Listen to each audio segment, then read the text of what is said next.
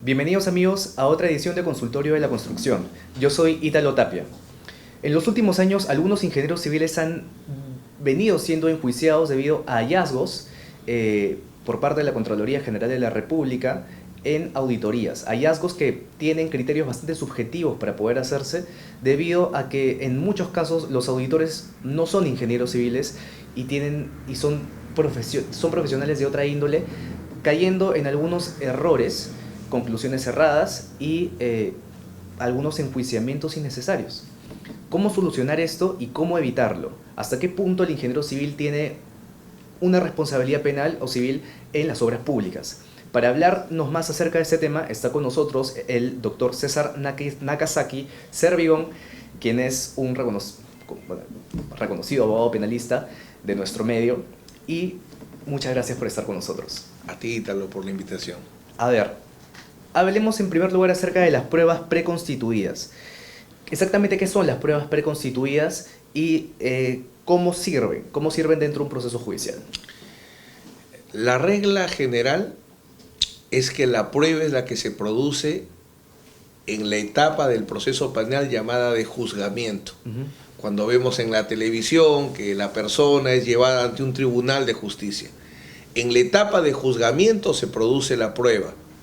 Todo lo anterior es material que servirá como prueba, pero la prueba no es el testigo que declara en la policía, sino es esa misma persona que declara en juicio. Las excepciones a la regla de la prueba son la prueba anticipada y la prueba preconstituida. La prueba preconstituida es aquella que no se puede reproducir en el juicio por sus características. Un cadáver en la pista. Yo no voy a dejar el cadáver en la pista 4 años hasta que comience el juicio. Claro. Esa es una prueba preconstituida. Me imagino que la pregunta va porque antiguamente se creía que los informes de la Contraloría General de la República eran prueba preconstituida. Claro, a eso va. Pero luego se demostró que era incorrecto, porque el estudio, el perito lo puede hacer no al comienzo, sino también lo puede hacer durante el juicio. Entonces se cambió.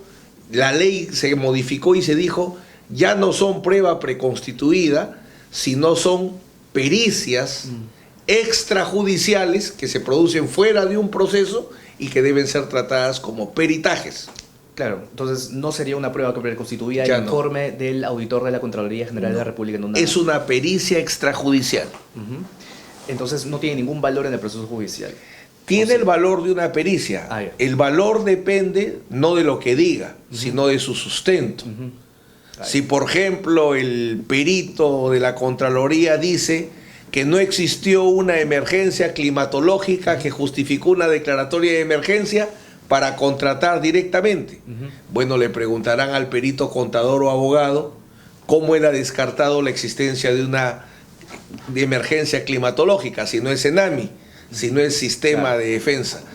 Entonces, la pericia, su valor depende de su metodología y de las fuentes de información con las que tenga, más la experiencia o la expertise del perito. Listo. Hablemos acerca de las prestaciones adicionales. La norma, el reglamento dice que para que se pueda iniciar una prestación adicional se tiene que tener la autorización de la entidad de la máxima autoridad de la entidad.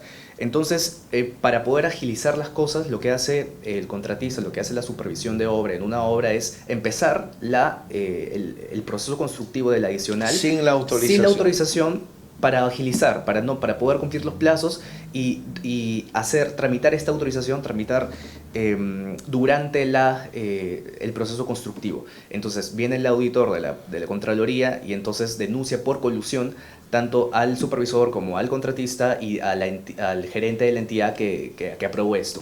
Entonces, ¿hasta qué punto eso es un delito? No es un delito. Lo que sucede es que los ingenieros que se dedican a la obra pública tienen una contingencia penal, que es la colusión o la negociación incompatible, que implica que los contratistas, los supervisores, se vinculen ilegalmente con funcionarios públicos. Claro. Y cuando hay una obra que se hace, ¿dónde viene el problema en tu pregunta? yo puedo hacer la obra, puedo hacer los adicionales si hay una justificación técnica. Claro. De ahí puedo cobrarle a la administración que se demore en aprobarla, pero ¿dónde fallo? Que el procedimiento de regularización lo hago sobre la base de una falsedad. Oculto que ya hice la obra adicional o pretendo ponerla con fecha atrasada. Ahí es donde se falla. Recomendación: si hay una buena justificación técnica, hagan el adicional. La administración tiene que pagar sí o sí, pero cuando regularicen, con la verdad. Ya está hecha, está un 70%, está un 60% y me tienes que pagar. Lo que falla es la forma de la regularización. Eso es lo que genera los procesamientos que tú en tu introducción bien decías que son innecesarios. ¿Se podría decir que es una falta administrativa? Sería una falta administrativa, pero el problema es que lo agarran como indicio de delito. Claro. Porque dicen, ¿por qué estás utilizando un dato falso? ¿Por qué ocultaste que la obra no está hecha o ya está hecha? Y ahí sacan el indicio para construir un caso de colusión o negociación incompatible. Por eso la recomendación: tranquilidad en los ingenieros. Si tienen la justificación, nadie va a saber más que el ingeniero sobre lo que necesita la obra. Si yo tengo que cambiar el techo, el material, nadie le va a discutir al ingeniero eso. Si hay una justificación de ingeniería técnica, puede hacerse la adicional, incluso sin autorización, pero la regularización tiene que ser en un término franca. Perfecto. Otro problema que se ha presentado es en la comisión de recepción de obra. Cuando terminan los trabajos en la obra, en una obra pública, se tiene una semana o máximo 15 días para que la comisión de recepción, que es designada por la entidad, pueda verificar que toda la obra ha sido hecha siguiendo las especificaciones técnicas. Sin embargo, si hay una deficiencia posterior en la obra, si hay una deficiencia, lo que hace la Contraloría es denunciar a esta comisión de recepción, denunciarlos por colusión, por ejemplo. Entonces, ¿hasta qué punto la comisión de recepción tiene responsabilidad? Sí, en todo caso, la responsabilidad por una deficiencia en la obra tendría que ser del contratista y la supervisión. ¿Tendría alguna responsabilidad la comisión de recepción? No, no tendría ninguna, en tanto y en cuanto son dos posibles casos, ¿no? O recepciono la obra dejando constancia de los problemas que en mi criterio como miembro de la comisión encuentro, no tendría ningún problema en recibirla, porque mi misión es recibirla. Yo tengo que recibir la obra para que empiece a funcionar. Si hay cuestionamientos, se dejan constancia. El problema es que los defectos u omisiones no se consignen. Que no se hagan las observaciones que corresponden. Si me dan una piscina sin funcionar, tengo que poner constancia. Si me dan obras que entiendo tienen defectos, tengo que dejar constancia. El problema es cuando yo digo recibí bien y la realidad no justificaba la forma o los términos de la recepción. Eso es lo que hay que cuidar, parecido al tema de la regularización. Lo importante es transparentar. Yo creo que una recomendación, insisto, para que un ingeniero no tenga problemas, un ingeniero puede actuar adecuadamente. La comisión puede actuar adecuadamente, debe recibir, pero si hay temas que hay que observar, debe dejarse constancia en las actas. Y estoy de acuerdo con usted en el tema de transparentar.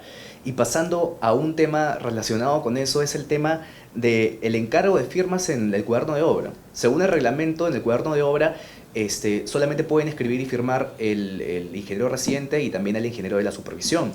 Pero lo que hacen algunos ingenieros, por ejemplo, en obras, ¿no?, que están alejadas, el ingeniero residente quiere visitar a su familia, y la obra sigue en marcha y la obra sigue bien, pero le encarga que escriba en el cuaderno de obra el residente de repente a su asistente, ¿no? Y que él firme que el asistente firme, haciendo la firma. Falsifique la firma. Claro, falsifique, por decirlo. Entonces, ¿eso hasta qué punto es un delito? ¿Hasta qué punto se puede considerar un delito si es que descubren? Si fuera un acto de particulares, entonces yo puedo, es lo que se llama la firma consentida.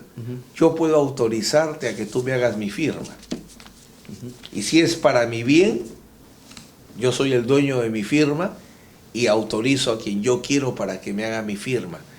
Pero acá se trata de obras públicas, donde el contratista o supervisor se ha comprometido a que haya un funcionario 24 horas, 15 horas, 20 horas, fiscalizando el desarrollo de la obra. Entonces, en ese caso, ¿qué recomiendo? En la misma línea, firmo por. Soy César Nakazaki, que firmo por Ítalo Tapia, pero no hago la firma de Ítalo Tapia, porque si no incurre en una falsificación y arranca la sospecha nuevamente, esto lo has hecho para facilitar el trabajo del contratista y se arma todo un problema. Transparentar o plantear realmente una propuesta técnica. Si todos los ingenieros en los lugares difíciles plantearan, es imposible hacer una obra o supervisar en estos términos, sino en estos realistas, tampoco habría problema.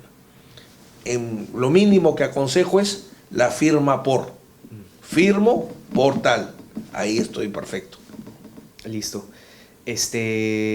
¿Hasta qué punto los representantes legales de las empresas tienen responsabilidad penal en una potencial deficiencia de una obra, ¿no? Porque, por ejemplo, hay una obra, un edificio que tiene una deficiencia, obviamente el directo responsable ya sería el residente o en todo caso el supervisor, pero ¿hasta qué punto tiene responsabilidad penal el representante legal? No tendría ninguna, porque el representante legal, por ejemplo, de un consorcio, solo tiene que ver con los aspectos legales del contrato, no tiene que ver con los aspectos operacionales del contrato.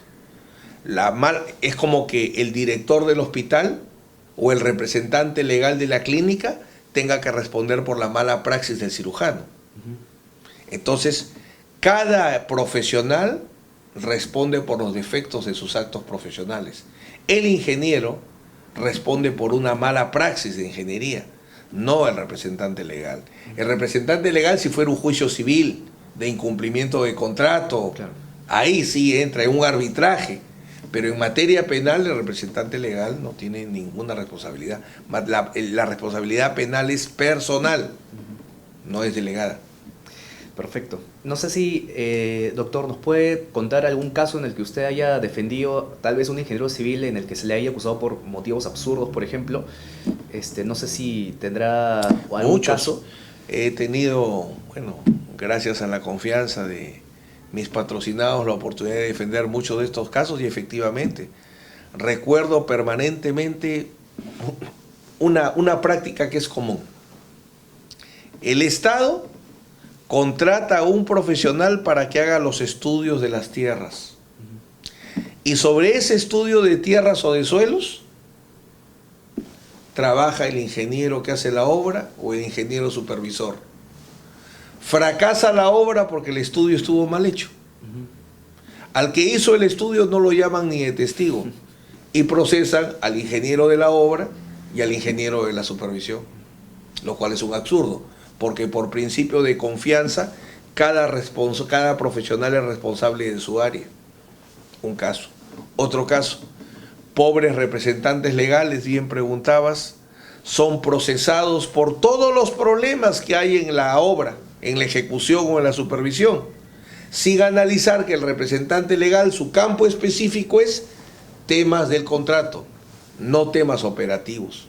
Los temas operativos están a cargo de los profesionales que participan, ¿no? Y eso no es uno, es muy común esa práctica equivocada. Está bien. ¿Qué recomendación final le daría a los ingenieros civiles que están participando en obras públicas para que no se metan en problemas legales? En la línea de lo que hemos conversado, trabajar sobre la base de tener justificación técnica para cualquier cosa. Si tengo que cambiar un techo, justificación técnica. Tengo que poner otro suelo, justificación técnica. Tengo que hacer un piso menos, justificación técnica. Todo, si está justificado profesionalmente, desde un punto de vista de ingeniería, no va a pasar nada. Y cuando quiera regularizar, debo regularizar sobre la base de la verdad. Tal cual fue, lo explico. Si recurro a regularizaciones, cambiando fechas, agregando firmas, algo que está perfectamente explicado, lo pongo bajo una sombra de sospecha y permito que fiscales y jueces empiecen a conjeturar, esto no lo has hecho por el bien de la obra, lo has hecho por un fin particular, ilegal, y termina el ingeniero procesado. Yo rescato lo que usted dijo hace un momento, lo de la transparencia, ¿no? Es fundamental. Fundamental la transparencia. Es fundamental. O sea, las cosas tal cual son. Bueno, doctor, muchas gracias por haber estado con A nosotros. ustedes por la invitación. Muchas gracias por habernos dado un panorama mucho más amplio en los aspectos legales que muchos ingenieros civiles lo necesitan. Lo necesitamos para poder llevar a cabo nuestra labor. A las órdenes. Muchas gracias. Muchas gracias. Muchas gracias, amigos, por vernos y esperamos poder contar con su sintonía en otra edición de Consultorio de la Construcción. Gracias.